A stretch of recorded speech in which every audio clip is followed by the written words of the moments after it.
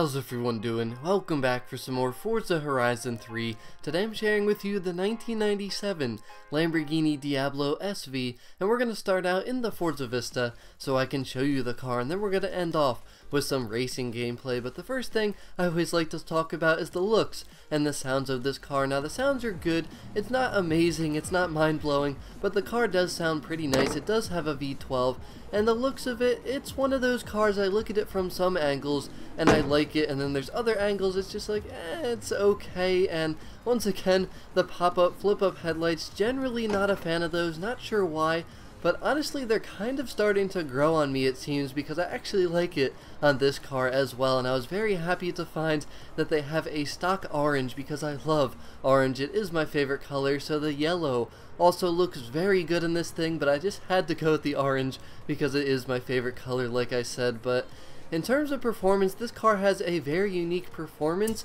but overall I really like it, and we're going to talk about why. Now the launch on this thing is very good. It is rear wheel drive, but it has very good grip. You do get some wheel spin in first gear, but it still launches very well, and the top speed is over 200 miles per hour, which is very impressive for a car that's very close to the top of the A class. And just look at that V12 motor though, that is a beautiful setup, especially with the bull on there. That looks so good, so clean. I love the way that looks. But the acceleration on this thing is also very good. It doesn't feel top tier, but you're going to see a race here very shortly where I raced against unbeatable drivatars with this car bone stock, and I absolutely blew them away. It was not even close.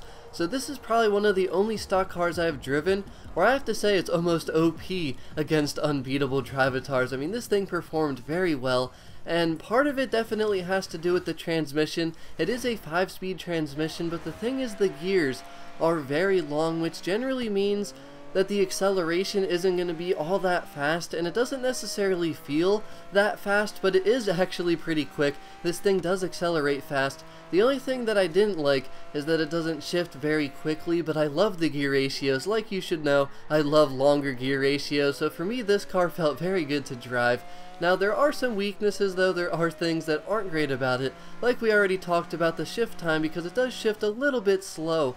But the worst part of the car is the braking. This thing only weighs about 3,500 pounds, but the braking is not very good at all. It's definitely the weakest thing. You definitely need to learn to brake a little bit earlier than you would normally expect to, especially with a Lamborghini. But besides that, I mean, overall this car is pretty good because the handling feels good. The only thing I noticed was it's kind of hard to choose between being in first and second gear when you're going around some of the sharper turns. Like right there, I probably should have maybe dropped down into first just because it would have allowed me to turn way better, because the braking's not all that great. But the thing is, first gear goes to just above 60 miles per hour, and a lot of the time it feels like you need to be at about 50 miles per hour going around some of these sharper turns. So if you're in first gear it turns very well, but if you're in second gear it might feel like there's a little bit of understeer, but it doesn't always feel like you should go down to first, even if you're going to about 55 miles per hour, because then you're downshifting an extra time and then shifting right back into second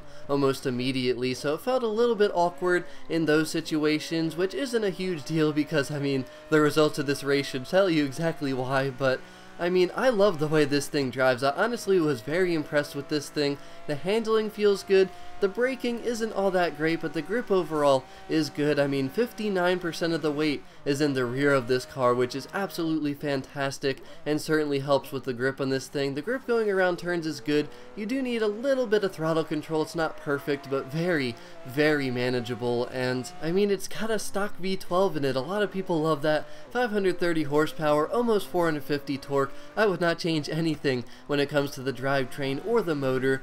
And honestly, all I would do is just improve the weaknesses of this thing, upgrade the brakes, upgrade the clutch to make it shift faster, and obviously make the braking better, and also put wider tires just to help with the braking and the handling a little bit, because those are the main things that need improvement. It's already fast enough by far, and you can see it just from this racing gameplay and the results of this race. I got top 1% with this car bone stock, so that's all I would do, put it to the top of the A class, and besides what I told you, put whatever else you want. If you want to lower it, change the wheels maybe, and I actually already did this So if you'd like to see my setup for this thing, I actually decided to make it yellow because it looked really good.